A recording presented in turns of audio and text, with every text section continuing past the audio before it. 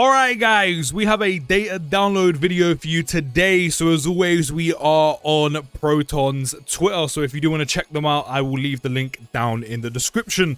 Now most of this that is in the data download is everything that we saw yesterday in the news, barring a couple things. We have the actual details for Yamcha and Princess Snake, the EZA details for the Goten and Icarus, and also the actual new support memory we're getting. So everything here, aside from Proton Battle 44, we already knew was coming, so I'm not going to waste any time going through that again. But in terms of anything down here, is there anything new?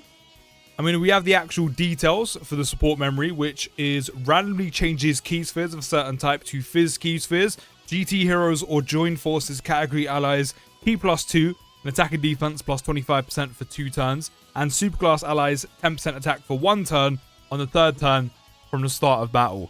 Do you know what? That's actually not a bad support memory, if I do say so myself. That's really not bad at all. It would have been even better if you got to combine like the GT heroes and superclass allies for 1 turn on the 3rd turn together. But for one that's temporary, for one that's short, and the orb changing, it's actually not a bad support memory. I rate it. We are getting 2 stages for the Peril Looms Mysterious Snake Way, which is the event to get your Yamcha and Princess Snake unit, which I'm guessing one of them is going to be for the unit drop, the other one is going to be for the Awakening Medal drops. The 2 stages are going to be around Transformation Boost in Union Master. Of course, the first stage will be 3 Transformation Boost units, the second one will be 5 Transformation Boost units required, and then we have Proton Battle number 44. And then the usual scripted assets. And that is pretty much about it in terms of things that we didn't get to see yesterday. So if we head over to Dokkan info and we go to schedule, all of these things will be dropping tomorrow. For me, it's 6 o'clock in the morning. So very, very early. And then in a couple days time, of course, we're going to get the Dokkan live stream for the live producers letter they're going to be showing. Again, get your ideas down in the comments. What do you think is going to be shown off? Do you think it's going to be a big Dokkan fest? Do you think it's going to be something else? Do you think it's going to be information on that upcoming event? Let me know down in the comments. But in terms of all this stuff coming, as I said, it's coming tomorrow for me. So probably for a majority of you guys, it's going to be in the evening time. Let's take a look at what these 2 units do, starting with the Yamcha and Snake. They're going to lead joined forces or AGL. Haven't had a mono lead in a while, I don't think. Of course, leader skill isn't too good, so we won't focus on that. They're going to greatly raise attack and defense by 50% for 1 turn. Cause supreme damage to the enemy and have a 30% chance to crit for 1 turn. Do start with key +2, 200% attack and defense. Recovers HP with sweet treats. Which does make sense considering Halloween, trick or treat, sweets, chocolates, those kind of things. Then when attacking with 12 or more key, another 200% attack and defense. Then when there are 4 more superclass allies on the team, another 200% attack and defense, and all allies 30% attack for 3 turns. Then when there is another Peppy Girls or Joined Forces category ally on the team, 155% attack and defense, guaranteed additional super, and guaranteed guard. I'm not gonna lie, for a free-to-play unit, they're looking quite alright. Then when HP is at 50% or less at the start of turn, they will recover 55% HP, damage reduction of 30%, and recover 15% HP as well, and then damage reduction by 30%. So that means you can get Princess Snake and Yamcha up to guaranteed guard, all of that HP recovery, and then 60% damage reduction with the guard. So this one is a constant. This one I'm pretty sure happens once.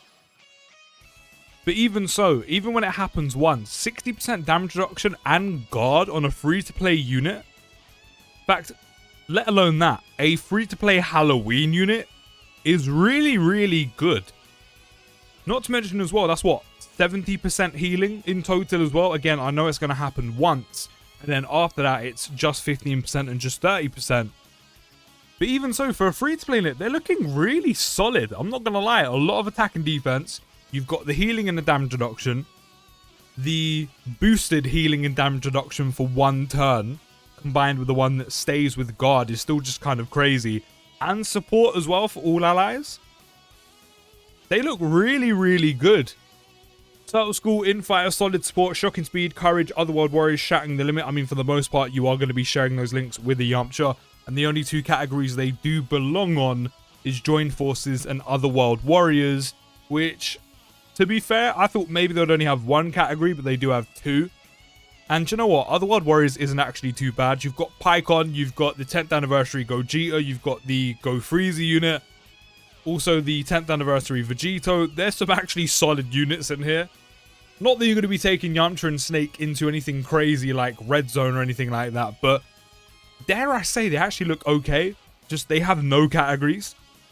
Then with the Goten and Icarus, on Super Attack, they will greatly raise attack and defense by 50% for 3 turns, cause supreme damage to the enemy and greatly lower defense. They do start with Ki plus 1 and attack and defense of 250. I'm really confused as to why they split this. Why not just have that together as like one line of text of Ki plus 1, 250 attack and defense, rather than splitting it up? That was just a bit odd to me. Then also a 70% chance of Ki plus 1, an attack of 250. Launch an additional attack that's like 70% chance to become a super attack. Recovers 7% HP. 50% chance of recovering 7% HP again. And then recovering HP with Sweet Treats, which of course the Halloween unit do. Then when attacking with 12 or more Ki, that's another 200% attack and defense and a 30% chance to crit. When there's another Bond or Friendship category ally attacking in the same turn, they will gain Ki plus 2, 35% damage reduction, another 35% damage reduction, and all allies 35% attack and defense for 2 turns. Again, I know this full damage reduction is temporary, but you're looking at 70%. Not only that as well, 2 turn for some solid support. Just by having 1 Bond of Friendship category ally on the same turn. Dokkan's done a pretty good job with these free-to-play units this year. Like, a really solid job. Like, I know they're nothing crazy. And I know they're like free-to-play units that are going to get taken into, like, meta and difficult content, which I didn't expect. But, like, stuff like SBR and ESBR for certain categories, or anything kind of, like, under the most difficult content, and these units are somewhat usable. You can actually get a good use out of both of these units for Halloween this year. Then when there is another Goku's family category ally attacking in the same turn, 50% chance to dodge along with a damage reduction as well is nice. And then an additional attack, there's a 50% chance of becoming a super attack. Link skills are Kamehameha, the Innocents, Prepared for Battle, the same lineage, same warrior race, all in the family and Shattering the Limit. And a decent amount of categories. Bond of Friendship, of course. Youth, Gifted Warriors, Hybrid Saiyan, Siblings Bond, Bond of Parent and Child, Joined Forces, Goku's Family, Kamehameha, Earthbred Fighters. I mean, if any of those get certain missions in the lesser content or SBR, ESBR, I'd definitely bring this unit.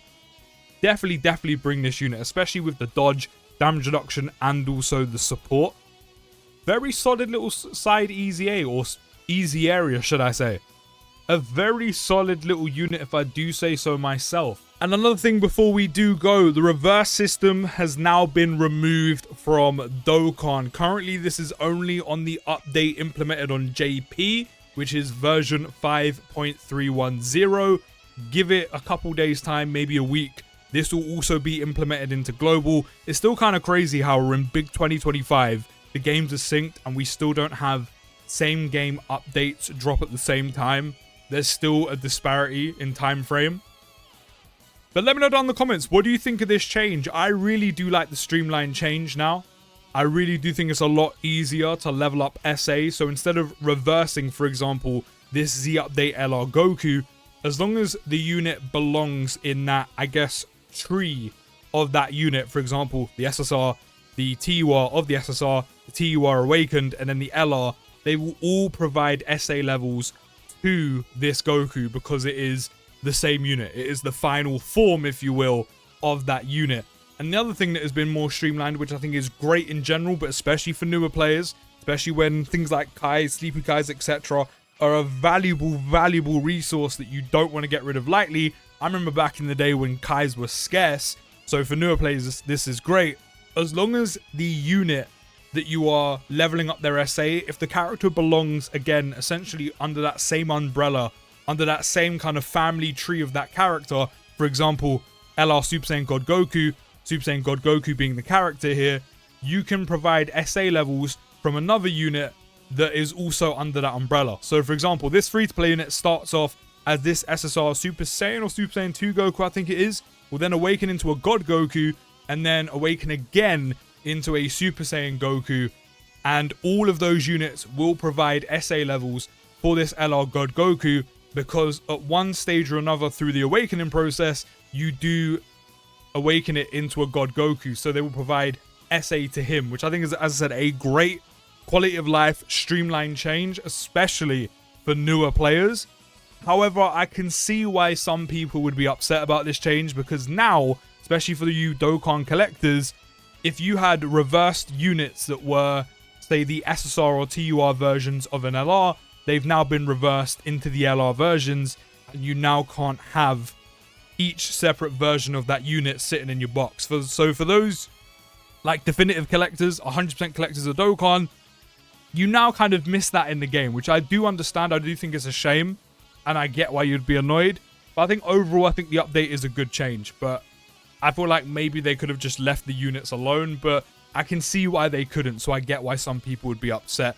But I said overall, I think it's a great change to the game. I think it's very streamlined, a good quality of life change, and does help newer players when it comes to resources like Kais, Sleepy Kais, those kind of things. But let me know your thoughts down in the comments of the reversible system being removed from Dokkan. Are you a fan? Are you not? Let me know. But I'll see you in the next video, guys. Take care, have a great day, and peace.